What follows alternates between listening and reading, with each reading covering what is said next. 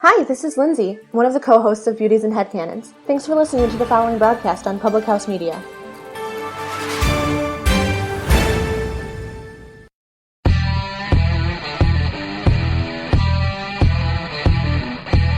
Strike three, you're out.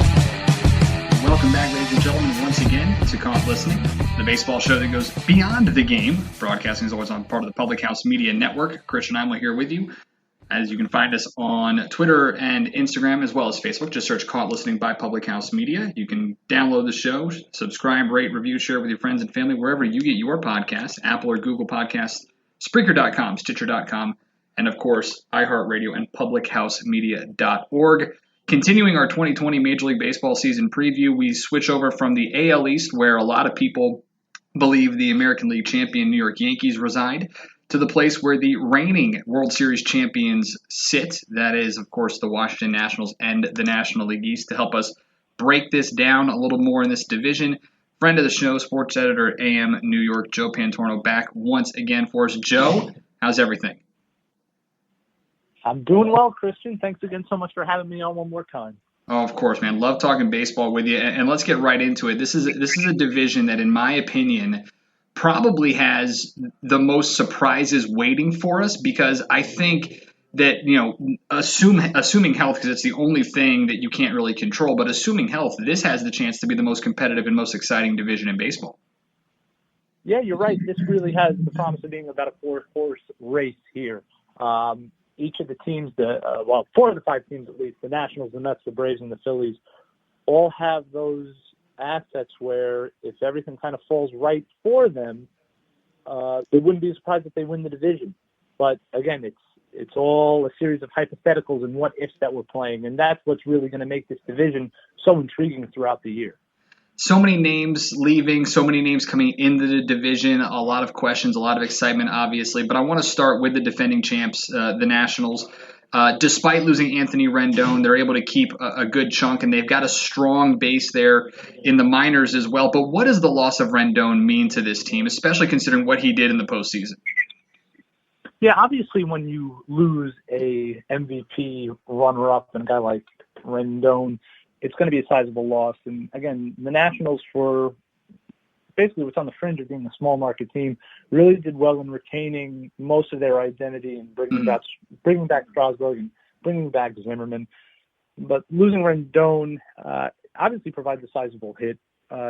Really, you're going to be hoping that Juan Soto can be that star that can carry the franchise.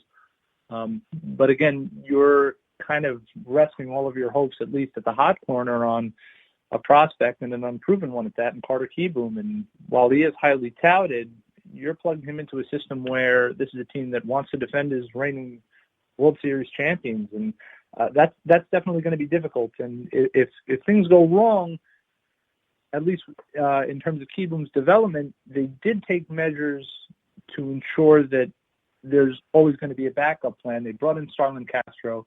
They retained Asdrubal Cabrera. And again, a guy like Howie Kendrick, he can slot in almost anywhere in the infield. So, they took the necessary precautions needed. But obviously, when you lose a guy like Rendon, it's a noticeable step down. Obviously, and then of course, I mean, when you talk about bringing in guys like Thames, you mentioned Kendrick. There's stuff there to protect the young man in Kieboom, who's going to be for many people's assumption, one of the next pretty impressive and regular all-stars at that hot corner. So with the Nationals, obviously one of the biggest threats to their division comes a little bit further south of them in the Atlanta Braves, a team many people believe are probably going to win this division, especially when you consider what they've added and what they just recently did with Alex Anthopoulos and Brian Snitker, both earning extensions. But I know you and I have talked a little bit about this. You're a little surprised that more people aren't picking the Braves. Exactly, because on paper, this is the best team in the division. Mm-hmm. They check off all the boxes here, and they really, over the second half of last season and the offseason this year, they made the necessary steps to ensure that they weren't going to slip down far from that perch of division champions.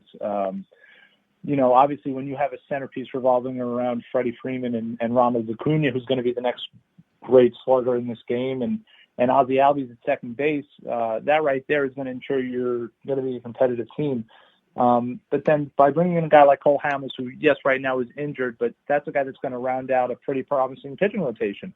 When you have a guy like Mike Soroka and you have Fultonevich and you have Fried, again, it's not the best rotation in baseball, but that's one that's going to be good enough to support an offensive-heavy team that, albeit they lost a guy like Josh Donaldson, but they made lateral moves by bringing in Marcell Ozuna in left field, who's shown plenty of promise. They brought in a guy like Travis d'Arnaud at catcher, where he was able to put together a really strong second half of the season with the Tampa Bay Rays. And, again, this is a team that upgraded its bullpen when they needed to. And they did a lot of work at the trade deadline last year. But, again, when you have guys like Max Melanson and Will Smith anchoring your late innings, you're in a good place. And it's definitely something to build on. And if this team doesn't win 90-plus games this year, I'll certainly be shocked. But it's not just that with this Braves team. I mean, you look at them, and yes, obviously the rotation isn't great. There's some talent there. But when you look at this offense and you look at Ozzie Albies, Austin Riley, Dansby Swanson, Marcell Ozuna, even though he's on a one-year prove-it contract, Acuna Jr., this is a team that is built not only to compete now, but to let everybody, in not only the NL East, but the rest of Major League Baseball, know that they're going to be here to compete for a while. Yeah, and they could be laying the groundwork. Obviously, the other teams in the division are going to have a say about this, but they're laying the groundwork of almost repeating the kind of success they had from the 90s to the mid 2000s, where they were just monopolizing the NL East. Every year was a division title, and that team was a little bit different because it was built on three Hall of Fame pitchers in Glavine, Maddox, and Smoltz. But when you have a guy like Acuna Jr. who really is looking like a 40-plus home run threat every season, and Freddie Freeman is a top 3 first baseman in the game, you're definitely moving in the right direction, and they're going to be a hard team to deal with for many years to come. Talking with Joe Pantorno, sports editor of amNewYork, NL East breakdown here in our 2020 season preview on Caught Listening. Let's head up north a little bit here. Team that probably has made the most splashes in terms of adding new players, adding a new manager, a World Series winning manager at that. The Philadelphia Phillies, for the second straight year, going out and getting a couple of nice names. Of course, Didi Gregorius signing on and then making the splash to get Zach Wheeler along with Girardi. What is the outlook for the Phillies in terms of their chances at this division title? Now, I've spent plenty of time covering the Phillies over the past few months, and when you talk to a lot of their fans and even some people around baseball, they actually are almost disappointed with the lack of action after a frantic start to the winter meetings. This is a team that at the beginning of December, they parted ways with Maikel Franco, they cut ways with Cesar Hernandez, and then they go out and they give Zach Wheeler a big contract. They go out and they get Didi Gregorius. And that suggested they were going to have a pretty big offseason, and things kind of leveled out. So at least to me, I think, just the bringing of Joe Girardi provides a team like the Phillies, who underachieved last year, with the right guy to lead. And again, this is a team that has the pieces needed. Bryce Harper, obviously the face of the franchise. Rhys Hoskins is going to overcome the second half struggles that really derailed his 2019 season. JT Realmuto is the best catcher in baseball. Aaron Nola is, again, another guy that's expected to rebound from a disappointing season. 2 years ago, he was a NL Cy Young candidate. Wheeler's, they're hoping that Wheeler's going to translate 2 good half seasons to a few good full seasons, and health has obviously been a big deal with him. But if he can stay healthy, and if Jake Arrieta can stay healthy, and either Zach Eflin or Nick Pivetta or Vince Velasquez can prove something that they can stick in the majors, something's brewing in Philadelphia. They have the right guy in Girardi to lead them. He's a proven winner. He's done it in the toughest market in baseball with the most storied franchise in baseball. So if he can do it there, he can do it anywhere. And while the Phillies might not be 100% there, again, their bullpen is going to have a lot to say about that. They could have a shot. This is a team that could, win between 85 to 87 games, and they can be in the wild card conversation. It's really interesting with them because we talk about the Braves and being built for the long term. It seems as though when you look at this Phillies team, yes, they've got young, budding stars in guys like Rhys Hoskins and, of course, Nola and Velasquez, Pivetta, Elflin, whatever it may be. But it seems as though this is going to be a team that is late and really buoyed by its veterans in Didi Gregorius, Realmuto, Arrieta, Harper, McCutchen, Segura, even though he may not be one of those names you talk about it from a veteran standpoint. This seems like a team that, come the All-Star break, if they're in it, it might be a team that's going out there and trying to win right now. Exactly, and I think that's why a lot of people were disappointed that general manager Matt Klentak didn't do more. Because if you look at their core, these are guys that are ready to win now. So it was a bit puzzling why the Phillies really didn't go out and make one or two more big deals. But it was well documented that this is a team that was going to stay at or near or just under the luxury tax threshold. So that was always going to play a part. So really, the pieces that they have now are good. Mm-hmm. They aren't necessarily great. And I think that's, in a division like this, that's really going to hamper them. So, again, like I said earlier, it's going to be a lot of hypotheticals. It's going to be a lot of what ifs. What if Andrew McCutchen, misses a good chunk of the season with his recovery, or what if he can come back healthy? What's going to happen with Scott Kingery at third base or John Segura at third base? What's going to happen with Adam Hazley in center field? There's still a lot of question marks here. What happens if David Robertson misses the entire 2020 season? Mm-hmm. What happens if Sir Anthony Dominguez comes back and he's nothing like the closer of the future that the Phillies expected? So I think a lot of those question marks and a lot of those hypotheticals are going to deter this team from truly making that next step and making that jump to legitimate contention within the division. It's going to be interesting to watch with those three teams, but then also when you add in that fourth team is the New York Mets, a team that, based on where you go, and I'm looking at RotoChamp right now, which gets their preseason standings based from Baseball Prospectus, 538, and Fangraphs. They kind of combine it all, but they have the Mets 91 wins winning this division, and it may sound strange, but when you look at this roster, and if they stay healthy, why can't they win the division? Exactly, and at the end of the day, it really comes down to their bullpen, because that was the major factor that withheld them from the playoffs last year. Edwin Diaz's career worst, almost historically bad 2019 season really was the main wrench thrown into the machine that caused the Mets to, finish 3 games out of a wild card spot. And if he can have, half as good a season as he had 2 years ago with the Seattle Mariners, suddenly there's one bona fide late inning guy that the Mets can trust. And bringing in Dellin Betances obviously does a world of wonder just to create competition within the organization. Again, it's hinging on his health. He really only pitched about an inning last season because just injuries ransacked the season. But when Dellin Betances is healthy, he's the strikeout king of baseball. He's almost unhittable. So if those two guys can meet their potential, suddenly the back end of the Mets bullpen is almost untouchable, especially when you're adding Seth Lugo, Justin Wilson. If Brad Brock can even get close to touching his once all-star capabilities, it's there, because everywhere else within the roster has so much potential and such high expectations that, like you said, this is a team that could win 91, 92, 93 games, that could take the division. And a lot of those expectations obviously fall within the pitching staff when you've got a 2-time Cy Young Award winner and Jacob deGrom as your ace. And then you go to the back end, and projected to be your 5th starter is a guy who won the Cy Young 3 years ago in Rick Porcello. Then you throw in Syndergaard, Matz, Stroman in the mix there. This is a team that very much in today's baseball landscape is kind of a throwback with just how dominating their pitching can be, especially on paper. Yeah, this has always been the Mets' calling card throughout the organization's history. Their winners have always been predicated on strong starting pitching. And again, this isn't necessarily the fearsome fivesome that we all predicted was going to be here back in 2012 when you had Matt Harvey, still in the mix, and Wheeler was going to be a Cy Young Award winner with DeGrom and Matz.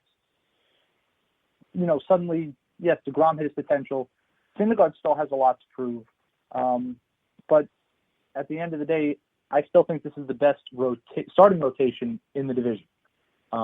With top three alone in DeGrom, Syndergaard, and Stroman, especially if he can have the kind of season with the Mets that he had during the first half of the Blue Jays last year, that's as good as it gets in baseball.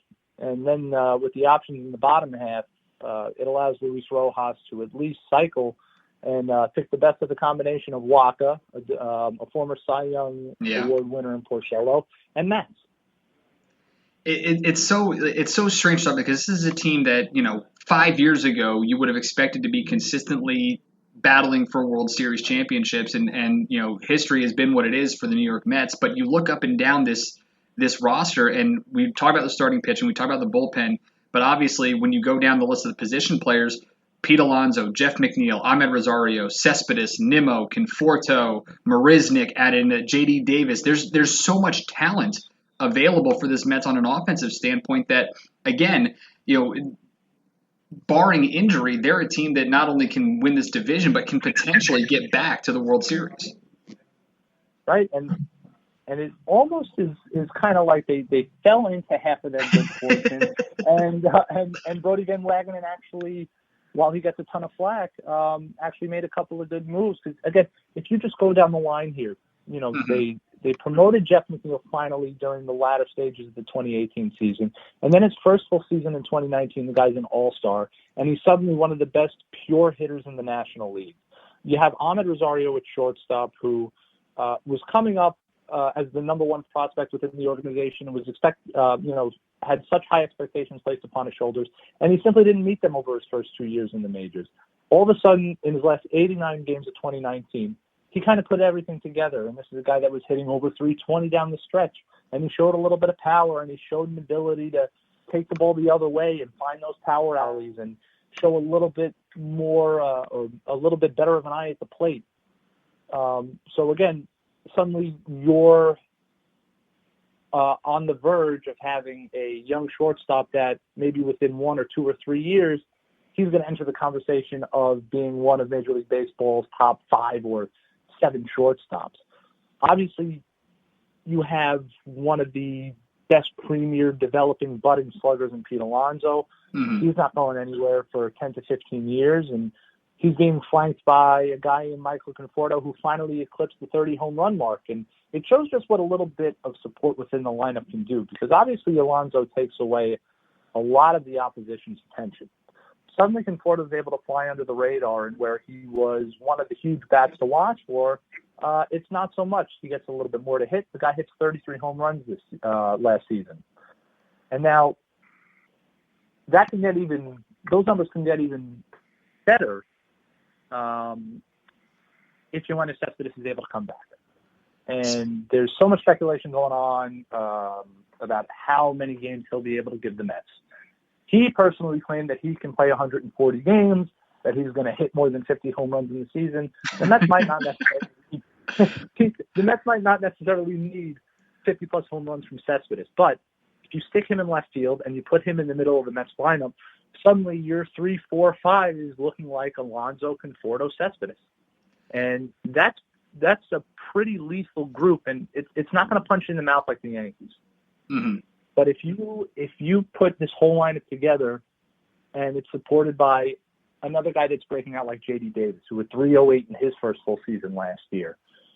If Brandon Nimmo can become the guy he was 2 years ago, where he finished second or third in on-base percentage in the National League, and he can flirt with a 400 on-base percentage, and you flank, that main three of Conforto and Alonso and Cespedes with guys like that, and then even one of the better offensive catchers in the game in Wilson Ramos, suddenly this is a Mets team that, had so many problems scoring runs 2, 3, 4, 5 years ago.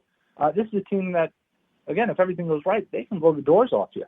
There's a lot of optimism in New York right now from a baseball standpoint, and it's only a matter of time to see exactly how it all happens. I want to ask you before we get to the Marlins real quick, just to kind of touch on them, because this being a 4-team division, a 5-team division, that 5th team is going to be forgotten about probably before first pitch on opening day. But it's really interesting to me to look at the Phillies and the Mets right now in the fact of their manager's status. Obviously, Girardi coming in after a couple of years away from the game, and being able to have a veteran presence like Didi Gregorius, who has been with him before, come and join him there in Philadelphia certainly helps establish some credibility in the clubhouse. You look at Luis Rojas in the Mets and getting there because of the Carlos Beltran and the Astros fiasco and all of that, but having worked and managed multiple of these young players in Alonso, and a couple of these other guys, and Cespedes knows him well, and Cano knows him well. These are two managers that are set up pretty well in their very first year to already have instant cachet in their clubhouse. Exactly, and it's really their good standing is on opposite ends of the spectrum. Mm-hmm. Obviously, Girardi brings the cloud of winning a World Series and being the guy that knows how to handle the media and handle a rabid sports market. And he knows how to handle struggling teams or struggling players, and he knows how to get the best out of them. We know what to expect from Joe Girardi. He's a player's manager. His players are going to do anything for him because obviously he's always going to go to bat for them, but also they know that this is the guy. If they can't win with him, they're really not going to win with anybody else. So if Girardi is the kind of guy where if he can really just kind of steady the ship almost. There's going to be some big personalities. Obviously, Bryce Harper himself creates a ton of sideshows throughout the season, but if he can get Rhys Hoskins back on track, if he can keep JT Realmuto at an all-star level, the Phillies are going to be fine. And really, with his managerial cunning in a way, this is a guy that could add maybe 2 or 3 wins to the Phillies' win total in 2020. As for Rojas, we really don't know what to expect of him as a manager. And leading into the season, he's been saying all the right things. There's going to be accountability. There's going to be good communication. And we're going to teach our players the right way. We're going to be, a hustling, hard-nosed baseball team and everything. And while usually it's one of those instances where a new manager comes in and says it and we all kind of roll our eyes, yeah, everybody says that, we can see the Mets be that. And what better place to do it than in Queens as the blue-collar alternative to the Yankees in New York City. And he has a group of guys that not only love him, but will go to bat for him every day, and they will embody that motto. Yeah. They'll be that gritty, hard-nosed team that we've seen captivate New York City. We saw it in the 80s. Really, we saw it in 2015. Yep. New York is such a better baseball town when the Mets are good. It's one thing when the Yankees are good. It's almost expected. Yeah. But when both teams are good at the same time, and especially if the Mets can provide that dichotomy compared to the Yankees, we could be looking at magic here. So let me ask you this then, and then we'll get to playing Pepper again. The Miami Marlins, obviously a tough scenario here with where they are and what's going on, but with the captain, with Mr. November at the helm, what would be a good season for the Miami Marlins from a win total standpoint? If the Marlins could flirt with 70 wins this year, I think that would be incredible. Mm-hmm. And that would be a massive win for the organization. And really what Marlins fans have to look for is the development of the few pieces that they have. And mainly, I look at Jorge Alfaro, who was the catcher that came over in the JT Realmuto deal from Philadelphia. He definitely showed flashes of being that guy. And the Marlins actually do have the capability of developing good players because we saw it over the years. Just look at some of the guys that they traded: Stanton, Yelich, Ozuna, Gordon. These are good players that came up through Miami's ranks, and this organization is capable of doing it again. It's just that all of the cards are stacked against them right now. And at some point, they're going to get there, but it's going to take a while. And obviously, it might actually start with Alfaro and a little bit of praying and a little bit of Derek Jeter's magic. And, maybe in 4 or 5 years, they could be flirting with 500 baseball. Should be interesting to see how the Marlins develop this year, especially in what is likely to be a stacked division there in the NL East. Joe Pantorno, sports editor of amNewYork, joining us here to break down the NL East on Caught Listening. Time to play Pepper once again. It's a chance for you, the fans, to get involved and ask our guests some questions, and we'll just, like you do playing Pepper, we'll just hit it back and forth here. Pretty rapid fire, though. You can submit your questions on Twitter, Instagram, and Facebook. Just search Caught Listening by Public House Media or email the show, caughtlisteningphm@gmail.com. Joe, you're basically a veteran at this game now. You ready to rock? I'm ready to go. All right. Mike in D.C., first question up here. Likelihood of the NL East producing 3 postseason teams. So obviously that means a division winner, and then the 2 wildcard teams also coming out of this division. I'll let you go here first, Joe. Any other year I would say likely. This year with the strength of the National League Central, I will say not as likely. See, that's the thing. I don't buy into the Reds or the Cubs as much this year for some reason. So I think this is the division that gets 3 teams. I think the Braves win the division, and the Nationals and Mets are the 2 wildcard teams here in the NL East. That's just me personally. So I know it does. Let's see here. Jeff in New York. What are the chances with the National League and how stacked they are to come away with rookie, MVP, Cy Young, and Manager of the Year? I think you can get 3 out of those 4. I think with Snitker, Girardi, and Rojas, and of course Davey Martinez, I think you got a chance at Manager of the Year. DeGrom, of course, you're going to have a shot at Cy Young. Carter Kieboom's going to be the probably only real true potential Rookie of the Year candidate. But I'm sorry, with Mookie Betts now in the National League, good luck ever getting an MVP in the NL East. Sorry. Yeah, really. I think there's only 2 players that could really compete for MVP with a guy like Betts, and that's going to be Alonso if he puts up another 50-plus home run season, and it's going to be a guy like Acuna if he can put together, a 300-plus season with 40 homers and 40 stolen bases. Suddenly he's there. So I'll agree with you on that, and I'll probably say 3 out of 4 as well. I do expect Kieboom to have a strong showing in his rookie season in Washington. I think Brian Snitker or Joe Girardi, I think, have more of a chance to win Manager of the Year compared to Rojas. And Cy Young, I mean, if you're rolling out probably 3 of the best pitchers in the league, and 3 of the finalists from 2 years ago in Nola and Scherzer and DeGrom, your chances are pretty good. Yeah, I mean, I'll throw Soto in that mix too for potential MVP candidate in the NL East. But when you've got Bellinger, Betts, and Yelich all in this National League, that's a stacked National League now from an MVP talent standpoint. All right, last one here, and this is an interesting one, Joe.